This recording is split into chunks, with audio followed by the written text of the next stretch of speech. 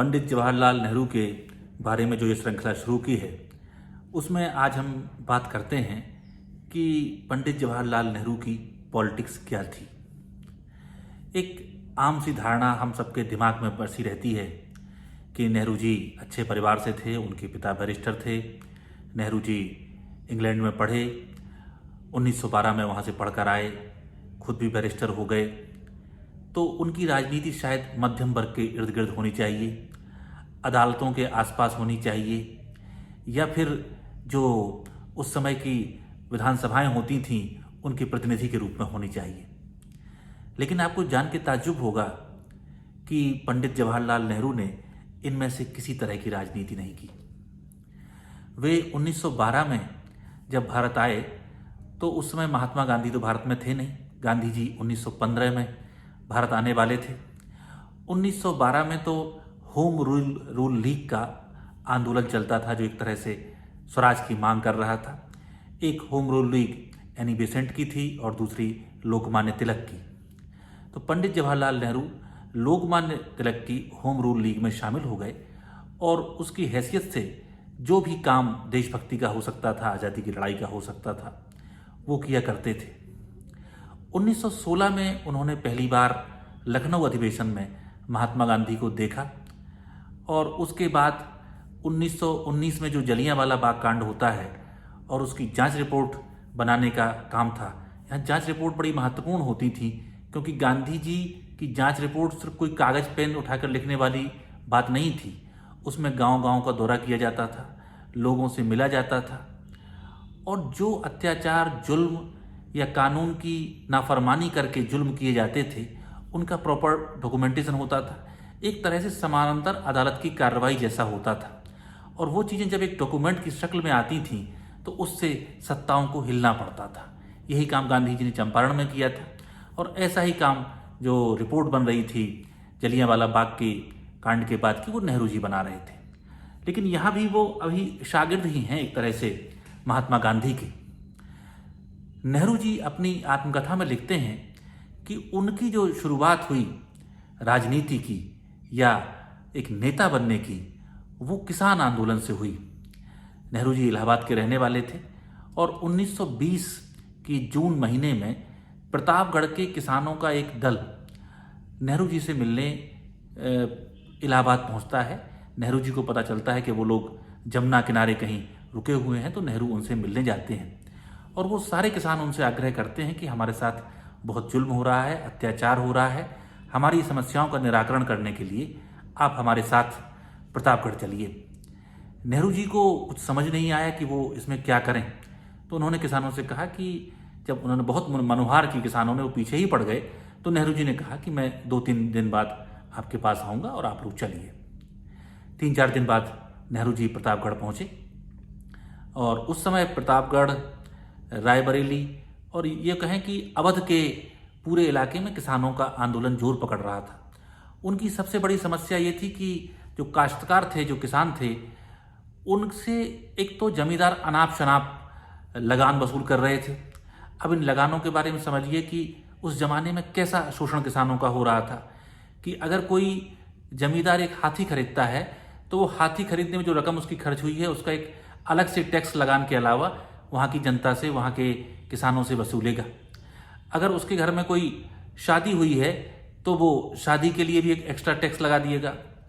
अगर कोई मोटर गाड़ी आई है, अगर कोई हाथी खरीदा है जमींदार ने, तो उसका टैक्स भी जनता से यानी कि किसानों से लगान के साथ साथ वसूला जाएगा। और ऐसे टैक्सों के बड़े दिलचस्प नाम भी हो गए थे, जैसे कि हाथी खरीदने का टैक्स था, उसे हथियाना कहते थे। और इसी तरह मोटर गाड़ी खरीदी जाती थी तो वो टैक्स मोटराना कहलाता था। जैसे नजराना, ऐसे मोटराना, ऐसे हाथियाना, इस तरह के अजीब अजीब टैक्स उनके ऊपर लगाए जाते थे। कई जगह नेहरू जी ने ये देखा कि जमींदार और जो किसान थे उनके बीच में स्थिति ये थी कि भले ही किसी किसान ने लगान दे दिया हो, लेकिन उसे उसकी कोई रसीद नहीं मिलती थी। ऐसे में जमींदार जब चाहे तब उसे बढ़ा सकता था। इस पूरी प्रक्रिया से किसानों में एक गजब का गुस्सा था। नेहरू उन किसानों के साथ उस जून के महीने में, जबकि उत्तर भारत में और इलाहाबाद में, पूरे अवध में भीषण गर्मी पड़ती है, घूमने लगे। शुरुआत में वो एक मोटर गाड़ी ले गए थे, उससे गए, लेकिन उन्होंने देखा कि वो मोटर गाड़ी बहुत दूर तक जा नहीं सकती थी, तो फिर नेहरू जी ने किसानों के साथ पैदल चलना शुरू किया।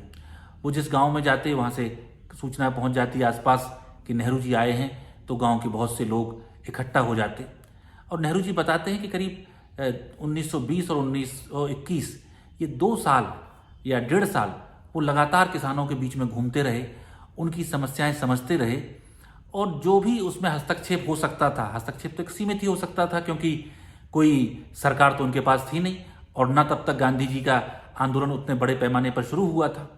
लेकिन इसकी जड़ वो जो बताते हैं जहाँ से किसान ऊर्जा ले रहे थे छटपटाहट से, तो एक रामचंद्र नाम के शख्स थे जो पूरे इलाके में घूम रहे थे और लोगों से रामचरितमानस की चौपाइयों के माध्यम से और उनकी समस्याओं को एकजुट कर रहे थे, वो सबको संगठित करने का काम कर रहे थे। और नेहरू जी के हिसाब से रामचंद्र में काफ़ी अच्छी संगठनिक क्षमता थी। और जो एक दिलचस्प बात नेहरू वहाँ लिखते हैं कि जब बुलाया जाता था उस समय एक नारा सा बन गया था, एक रामधुन, सीताराम सीताराम सीताराम सीताराम। तो जो भी मैसेज पहुंचाया जाता था वो सीताराम के माध्यम से पहुंचाया जाता था। और जहां सभा होनी है वहां हर तरफ से किसानों की टोलियां नदी की धारा की तरह उमड़ती चली आती थीं और सीताराम सीताराम सीताराम सीताराम की धुन करते हुए आगे बढ़ती थीं। आप ध्यान करिए कि 1857 में जब पहला गदर हुआ था, पहला स्वतंत्रता संग्राम हुआ था, उस समय रोटी और कमल एक प्रतीक बन गया था और 1920 और 21 में सीताराम सीताराम की धुन एक प्रतीक बन रही है। और उसी समय के आसपास महात्मा गांधी असहयोग आंदोलन शुरू करते हैं। नेहरू लिखते हैं कि ये दोनों आंदोलन पैरेलल चल रहे थे, लेकिन ये आपस में एक भी हो जाते थे। इस तरह आप देखें तो नेहरू कहीं कोई अदालत से शुरू नहीं कर रहे हैं, दिल्ली से शुरू नहीं कर रहे हैं, इलाहाबाद हाई कोर्ट से शुरू नहीं कर रहे हैं। वो अवध के उन गांवों से अपना काम शुरू करते हैं जो कि किसानों के गांव थे, जहां किसानों की समस्याएं थीं और अवध के किसानों ने नेहरू को अपना नेता मान लिया और नेहरू जी को कई बार उसमें जेल जाना पड़ा। और किसानों की एकजुटता का आलम यह हुआ कि 1920 के दिसंबर की संभवतः बात है कि प्रतापगढ़ में जब कुछ किसान नेताओं को गिरफ्तार कर लिया गया और उन्हें कोर्ट में पेश किया गया, तो उन्हें जेल से कोर्ट तक लाने में, जहां कोर्ट में सुनवाई होनी थी, इतने किसान खड़े हो गए कि जेल से कोर्ट के बीच में दोनों तरफ किसानों की कतार लग गई। मजबूरन जज को उस दिन सुनवाई स्थगित करनी पड़ी और उसके बाद किसानों में ये जोश हुआ कि 50-60 हजार की संख्या में किसान रेल के माध्यम से अपने सभा स्थल तक पहुंचने लगते थे और रेल के किराया देने बंद किए। नेहरू लिखते हैं कि इस 2 साल के दौरान मैंने देखा कि जो किसान पहले डरे हुए थे, सहमे थे, जमींदारों से बात नहीं कर पाते थे, अंग्रेजों से तो मुकाबला करना बहुत दूर की बात है, उनके अंदर का खौफ चला गया, उनके अंदर से जेल का डर चला गया और उनके अंदर महात्मा गांधी एक ऐसे नेता के रूप में प्रतिस्थापित होते जा रहे थे जिनका नाम लेके, जिनका हाथ पकड़ के वो कोई भी संघर्ष करने को तैयार थे और देश में एक नई आज़ादी की मुहिम चल रही थी। ऐसी घटनाएं भी नेहरू जी जिक्र करते हैं कि कहीं कोई जमींदार बैठा है और एक किसान गया और जाके उसके गाल में थप्पड़ मार दिया। ये सब चीज़ें हो रही थी और यहाँ से नेहरू पहले अवध, फिर पूरे उत्तर प्रदेश में, माने संयुक्त प्रांत में एक जनता के नेता, किसानों के नेता के तौर पर उभरते हैं और यहाँ से वो अपनी पकड़ बनाते हैं। तो आज़ादी के आंदोलन के बारे में जब आपको ये बताए जाएं कि नेहरू जी तो बड़े फूलों की सेज पे सोते थे और बड़ी सुख और विलासिता की जीवन जीती थे, वो तो भारत को जानते नहीं, वो तो अंग्रेज थे, तो समझिएगा कि नेहरू वो थे जो 46 डिग्री के टेम्परेचर में धूप में उन किसानों के बीच घूमे, उनके आंदोलन को खड़ा किया, उनके साथ बराबरी से लड़े और उन किसानों ने उन्हें अपना जब नेता मान लिया तो नेहरू नेता बनते हैं। वो कोई इसलिए नेता नहीं हो जाते हैं कि वो पंडित मोतीलाल नेहरू के सुपुत्र थे। और ये बात आप ध्यान रखिए, सिर्फ पंडित नेहरू ही नहीं, महात्मा गांधी भी भारत के नेता तब बनते हैं जब 1916 में चंपारण में वो किसानों का नेतृत्व करते हैं। इसी तरह सरदार पटेल भी बड़े आला दर्जे के बैरिस्टर थे, लेकिन वो भी हिंदुस्तान की आज़ादी के नेता तब बनते हैं जब 12 डोली सत्याग्रह में उन्हें कामयाबी मिलती है। तो महात्मा गांधी ने जो एक व्यवस्था तैयार की थी, उसमें आप कितने भी बड़े मध्यम वर्गीय परिवार से हो, कितने ही पढ़े लिखे हो, एलीट हो, विदेश से आए हो, महलों में रहते हो, लेकिन हिंदुस्तान की खिदमत आपको करनी है तो आपको किसानों से जुड़ना पड़ेगा, आम आदमी से जुड़ना पड़ेगा। और नेहरू जी ने इन सब नेताओं में सबसे पहले ये काम किया और असहयोग आंदोलन आते खुद को स्थापित कर लिया। 1921 में वो असहयोग आंदोलन में जेल गए। मैंने पहले भी एक कड़ी में आपको बताया है कि जब वो गिरफ्तार होते हैं तो उनके साथ उनके पिता पंडित मोतीलाल नेहरू, उनके बहनोई, उनके 2-3 भाई, चचेरे भाई सब गिरफ्तार होते हैं। तो इस तरह से पहली बार किसानों के नेता की हैसियत से पंडित जवाहरलाल नेहरू जेल जाते हैं। और इसीलिए आप गौर करिए कि पंडित जवाहरलाल नेहरू जब हिंदुस्तान के प्रधानमंत्री बन जाते हैं और भारत के पहला आम चुनाव होने से पहले वो संविधान में एक संशोधन करते हैं, और वो संविधान संशोधन होता है जमींदारी उन्मूलन के लिए, क्योंकि नेहरू ने यह महसूस किया था कि जमींदारी प्रथा ने हिंदुस्तान के किसान को पूरी तरह चूस लिया है।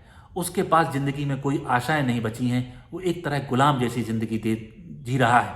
तो बहुत जरूरी है कि इस किसान को लगान से, ऊटपटांग टैक्स से मुक्त किया जाए, इसे बेगार से मुक्त किया जाए, इसे काश्तकार की जगह किसान और खुद जमींदार बनाया जाए। इसीलिए जब उन्होंने जमींदारी उन्मूलन की तो हिंदुस्तान में आज़ादी के बाद दूसरी बड़ी क्रांति आई। और आज जब हम भारत में देखते हैं कि बहुत बड़ी संख्या में किसान वर्ग हमारे सामने हैं जिससे कोई टैक्स नहीं लिया जाता, जो अपनी मेहनत से फसल उगाता है और हर सरकार को उसकी बात सुनने जाना पड़ता है, तो उसकी शुरुआत 1920 में हुई थी, जब नेहरू जी ने समझा था कि किसान है, किसान की मजबूरियां हैं, जमींदारी है, लगान है और एक पूरा दुष्चक्र है जो किसान को चूस रहा है। और जब उनके हाथ में सत्ता आई तो उन्होंने सबसे पहले किसान को उस शोषण से मुक्त किया। तो आज के अंक में इतना ही हमने जाना कि कैसे किसानों के नेता बने थे पंडित जवाहरलाल नेहरू। अगले अंक में कुछ और बातें करेंगे, तब तक के लिए शुक्रिया।